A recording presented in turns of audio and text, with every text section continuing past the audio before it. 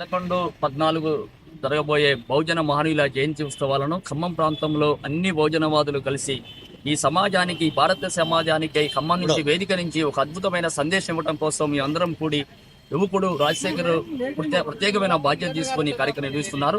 దీనికి ప్రత్యేకమైన కారణం ఏంటంటే, పూలే అంబేద్కర్ పుట్టక తల్లి మా బతుకులు చాలా దుర్భర జీవితాన్ని గడిపాం. చదువుకు దూరంగా ఉన్నటువంటి పరిస్థితుల్లో ఆత్మగౌరవం కూలిపోయి అవమానపడుతున్నటువంటి సందర్భంలో ఏ దేవుడు కాపాడని స్థితిలో మీ ఇద్దరు మహనీయులు పుట్టబట్టే మేము కాస్త మీ మీడియా ముందుకు వచ్చి మాట్లాడగలుగుతున్నాం. కాస్త చదువు నేర్చుకొని ఈ దేశంలో అంతో ఇంతో గౌరవంగా బతకగలుగుతున్నాం.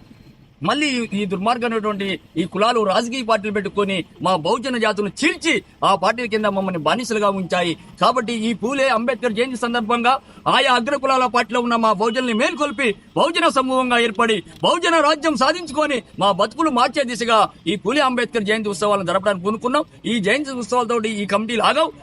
గ్రామాన వెళ్లి బహుజనులు ఐక్యం చేస్తాం. ఈ ఖమ్మం ప్రాంతంలో ఒక ఎమ్మెల్యే, ఎంపీగా ప్రజాప్రతినిధులు అయ్యేందుకు ఈ కార్యక్రమాన్ని పూనుకుంటామని, భవిష్యత్తులో ఈ ఖమ్మం గడ్డ మీద బహుజన రాజ్యాన్ని సాధిస్తాం. ఈ దేశంలో బహుజన రాజ్యం సాధిస్తాం.